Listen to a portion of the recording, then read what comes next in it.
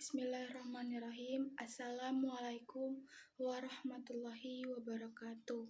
Pertama-tama, marilah kita panjatkan puji dan syukur kepada Allah Subhanahu wa Ta'ala yang masih memberi kita nikmat yang banyak, sehingga dengan nikmat-nikmat itu kita masih bisa melaksanakan perintahnya dengan baik.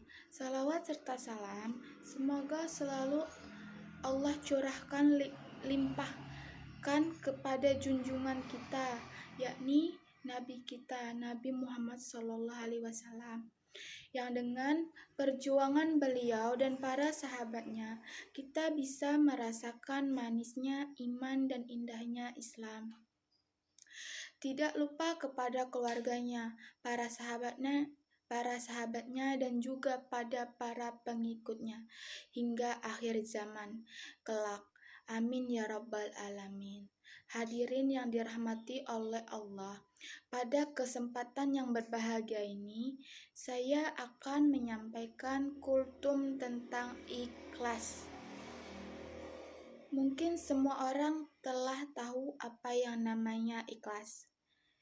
Sering orang yang mengartikan ikhlas dengan melakukan sesuatu tanpa mengharap imbalan apa-apa.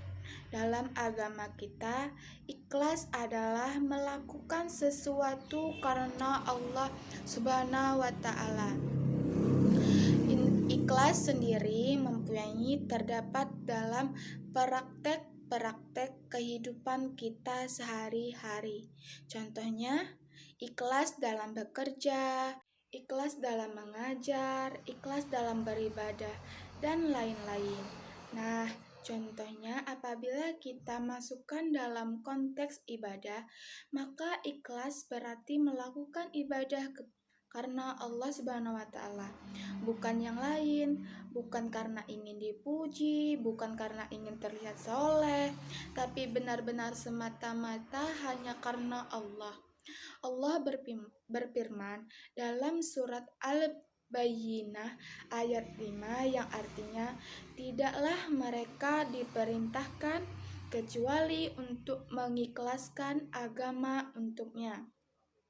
Ayat di atas menerangkan kepada kita tentang berlaku ikhlas dalam beragama.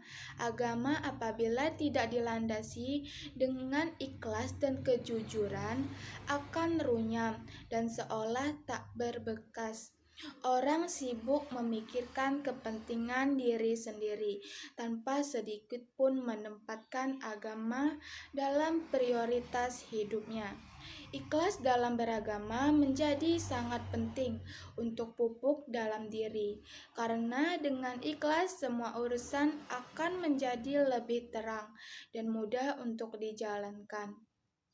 Ikhlas juga menjadi penting untuk dipraktikkan karena setiap amalan yang kita lakukan tidak sah di mata Allah apabila tidak tanpanya.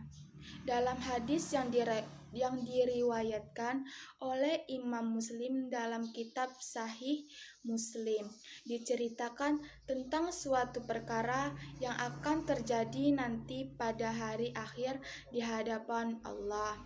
Nanti di hadapan Allah ada seorang hamba ditanya oleh Allah, "Apa yang telah kamu lakukan di dunia, wahai hambaku?" Ia menjawab, "Saya berjuang dan berperang demi Engkau ya Allah, sehingga saya mati syahid." Allah berkata, "Dusta kamu, sebenarnya kamu berperang bukan karenaku, melainkan agar disebut orang yang berani. Kini kamu telah menyandang gelar tersebut." Kemudian Allah memerintahkan agar dia dicampakkan dan dilempar ke neraka. Kutipan di atas adalah contoh orang yang beribadah dengan tidak ikhlas dan mengharap selainnya. Kisah ini menjadi tamparan keras bagi kita yang masih sering beribadah atau melakukan sesuatu bukan karenanya. Semoga kita termasuk orang-orang yang Allah lindungi dari hal-hal seperti itu. Amin. Mungkin sekian dari saya.